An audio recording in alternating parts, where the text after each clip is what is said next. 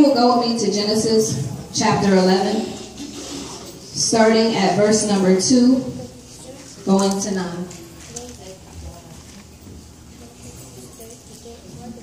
That's Genesis chapter 11, starting at verse 2.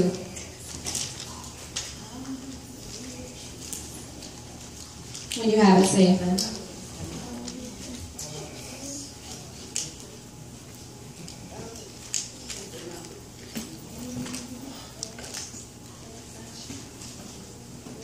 Everybody, please stand for the reading of the Word of God.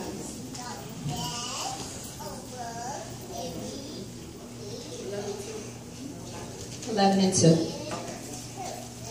And it came to pass, as they journeyed from the east, and that they found a plain in the land of Shinar, and they dwelt there.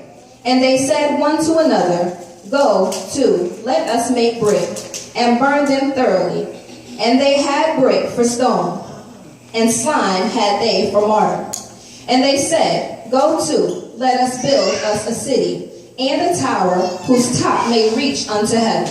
And let us make a name, lest we be scattered abroad upon the face of the whole earth. And the Lord came down to see the city and the tower which the children of men built. And the Lord said, Behold, the people is one, and they have all one language. And this they began to do.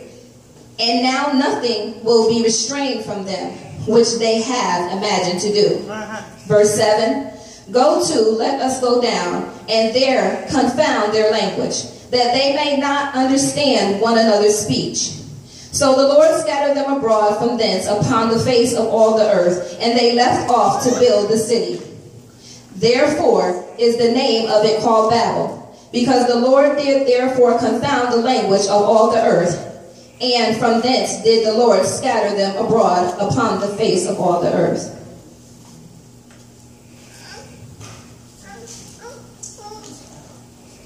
God has designed a blueprint for our lives.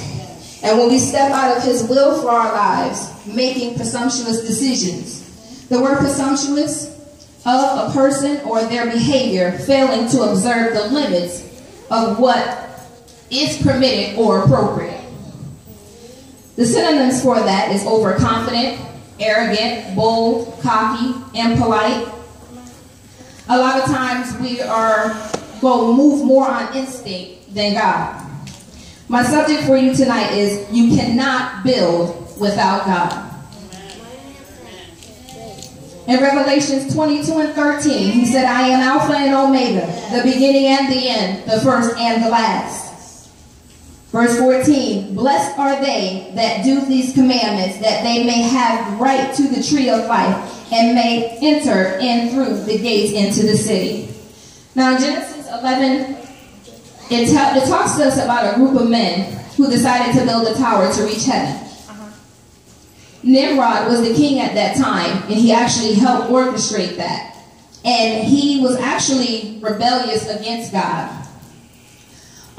They built this in the land of Shinar, but it was a very foolish thing to do, to defy God, and to defy heaven and to provoke God to jealousy. And God came down to observe this tower, but he didn't come as a spectator. He came as a judge and a prince. To look upon proud men, Proverbs 16 and 5, everyone that is proud in heart is an abomination to the Lord. Though hand joined in hand, he shall not be unpunished. He suffered to precede them in this work before he brought it to a halt, that they might have room to repent. If they had any consideration left, that they might be ashamed of it and weary of themselves. They promised themselves immortal honor. God had to put a stop to them, even though they were in unity, but they were operating in self. You cannot operate in self in God while you're in yourself. For one, flesh becomes fleshy. Go with me to Romans 8 and 8.